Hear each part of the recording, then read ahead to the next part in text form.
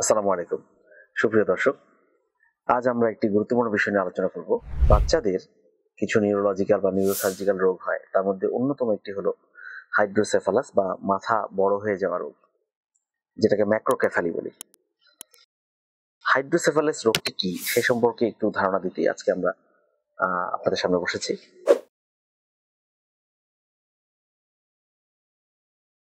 Hydrocephalus রোগের, যেটা বাংলায় আমরা বলে থাকি মাথায় পানি জমে যাওয়া, আমাদের মাথায় কিছু পানির কুঠুরি আছে, আল্লাহ পাক আমাদের বানিয়েছেন, সেখানে মাথার ভিতরে বেশ কিছু পানির কুঠুরি আছে, যেখানে এই পানিটা সার্কুলেট হয়, প্রবাহিত হয়, হয়ে আবার রক্তনালীতে চলে যায়, অ্যাবজর্পশন হয়।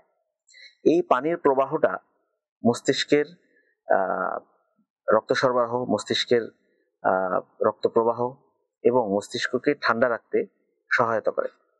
এই পানির প্রবাহ কিছু কিছু কারণে বন্ধ হয়ে যেতে পারে, সেটাকেই বন্ধ হয়ে পানির কুঠুরিগুলো বড় হয়ে যাওয়াকেই হাইড্রোসেফালাস বলে। বাচ্চাদের ক্ষেত্রে বেশি এই রোগটা পাওয়া যায়, বড়দের ক্ষেত্রে হয়। বাচ্চাদের ক্ষেত্রে আমরা বেশ কিছু কারণে এই রোগ হতে পারে।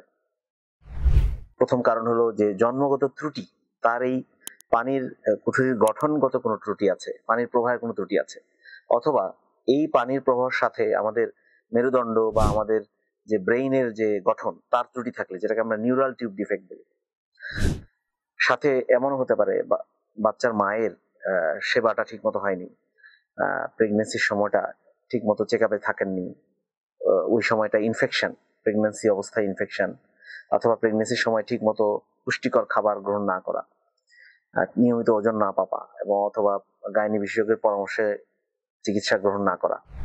আরেকটি কারণ হলো প্রিম্যাচুর বেবি, বা যেসব বাচ্চা পূর্বেই নির্দিষ্ট সময়ের পূর্বেই জন্মগ্রহণ করে, তাদের ক্ষেত্রেও কিন্তু হাইড্রোকেফালাস হতে পারে। কিছু বাচ্চা আছে যাদের ওজন কম হয় জন্মের সময়, তারাও কিন্তু শারীরিক দিকে নাজুক থাকে, সেসব বাচ্চারা কিন্তু হাইড্রোসেফালাস রোগ হতে পারে। কিছু বাচ্চা থাকে যাদের ইনফেকশন বা জীবাণু ঢুকে যায়, সেটা জন্মগত সময়ে, ডেলিভারির সময় হতে পারে, মায়ের প্রেগনেন্সি অবস্থায়, ইন্ট্রাইউটেরাইন লাইফ যেটাকে আমরা বলি, যে মায়ের শরীরে থেকেও ইনফেকশন যেতে পারে, অথবা জন্মের সময় হতে পারে, অথবা জন্ম হওয়ার পরেও পরবর্তীতে ইনফেকশন হতে পারে, ব্রেইনের ভিতরে ইনফেকশন, যেটাকে ব্রেইনের পানির মাধ্যমে ছড়িয়ে যায়। এই ইনফেকশন জনিত কারণেও কিন্তু হাইড্রোসেফালাস হতে পারে। মোটা দাগে এই কারণগুলোই আমরা পেয়ে থাকি বাচ্চাদের। তাছাড়াও কিছু কারণ আছে। ব্রেইন টিউমার, বাচ্চাদের ব্রেইন টিউমার হলে এই টিউমারটা শারীরিকভাবে তার গঠনগত দিক দিয়ে ওই পানির প্রবাহে বাধা সৃষ্টি করে, সেখান থেকে বন্ধ হয়ে পানির প্রবাহ ব্লক হয়ে গিয়ে হাইড্রোসেফালাস হতে পারে, যেটাকে আমরা অবস্ট্রাকটিভ হাইড্রোসেফালাস বলি। এছাড়া ব্লিডিং হলেও হতে পারে, বাচ্চাদের কিছু স্ট্রোক হয়, অথবা এই পানির রাস্তার মধ্যে ব্লিডিং হলে সেই অল্প ব্লিডিংই পানির রাস্তা বা কুঠুরিকে বন্ধ করে দিতে পারে, সেখান থেকেও হাইড্রোসেফালাস হতে পারে। এখন জেনে নেওয়া যাক আমাদের এই চিকিৎসাগুলো কি। হাইড্রোসেফালাস রোগে সবসময় কি সার্জারি প্রয়োজন হয়? সার্জারি কি একমাত্র চিকিৎসা? কখনোই নয়। আমরা যদি একটু সচেতন হই, আমরা যদি জানি কারণটা কি, সেখান থেকে কিন্তু আমরা চিকিৎসার দিকে যেতে পারি। যদি তার ইনফেকশন জনিত কারণ থাকে, ব্রেন ইনফেকশন, অথবা জন্মের সময় ইনফেকশন হয়েছে বা পরবর্তী ইনফেকশন হয়েছে, বেশিরভাগ ক্ষেত্রেই কিন্তু তার অপারেশন প্রয়োজন নেই। ইনফেকশন ঠিক করলেই বাচ্চাটি সুস্থ হয়ে যায়। এই জন্য অযথা অপারেশন বাচ্চার বিপদ ডেকে আনতে পারে, এটা আমাদের মনে রাখতে হবে। এই জন্য ইনফেকশন হলে আমরা দ্রুত তার অন্যান্য পরীক্ষা নিরীক্ষা করে সেই অ্যান্টিবায়োটিক দিয়ে, প্রয়োজনীয় অ্যান্টিবায়োটিক দিয়ে ইনফেকশন ভালো হলে বেশিরভাগ ক্ষেত্রে হাইড্রোসেফালাস ভালো হয়ে যায়। আরো কিছু কারণ আছে, যেটা আমরা বলি যে অবস্ট্রাকটিভ হাইড্রোকেফালাস বা টিউমার জনিত কারণে।